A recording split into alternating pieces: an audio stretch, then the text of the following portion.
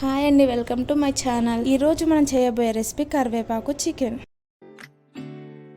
ముందుగా కడిగి తీసుకున్న చికెన్ని సాల్ట్ వాటర్లో 1 అవర్ నానబెట్టుకోండి.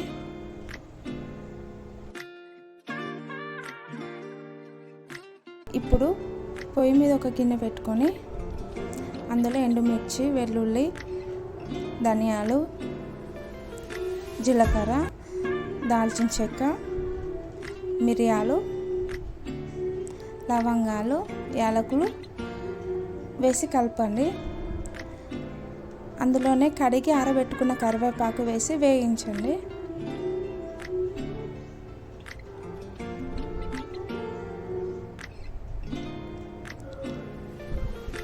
వేగినాక తీసి పక్కన పెట్టుకోండి.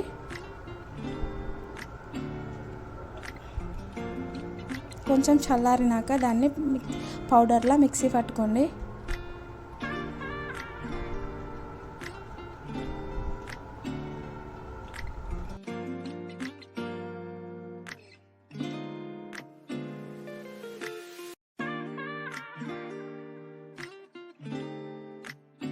పొయ్యి మీద మరో గిన్నె పెట్టుకొని అందులో ఆయిల్ వేసుకోండి. దీనికి కొంచెం ఆయిల్ ఎక్కువగానే వేసుకోండి.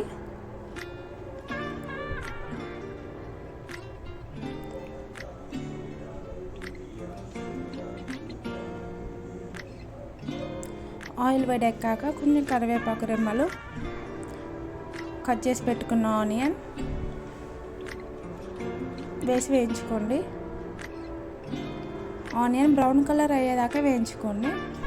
ఇప్పుడు సన్నగా తరిగిన పచ్చిమిర్చి వేసుకొని వేయించండి. అందులోనే అల్లం వెల్లుల్లి పేస్ట్, కొంచెం పసుపు వేసి గోలనివ్వండి. ఇప్పుడు ముందుగా కడిగి పెట్టుకున్న చికెన్ వేసి కలుపుకోండి.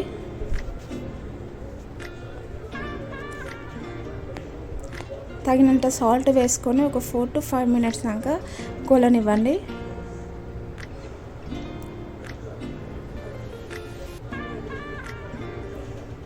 ఇప్పుడు ముందుగా రెడీ చేసుకున్న పౌడర్ని తీసుకొని చికెన్లో వేసి కలపండి.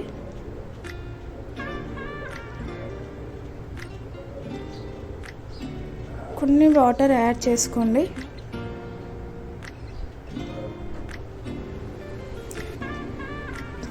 చికెన్ కింద మాడకుండా కలుపుతూ ఉండండి.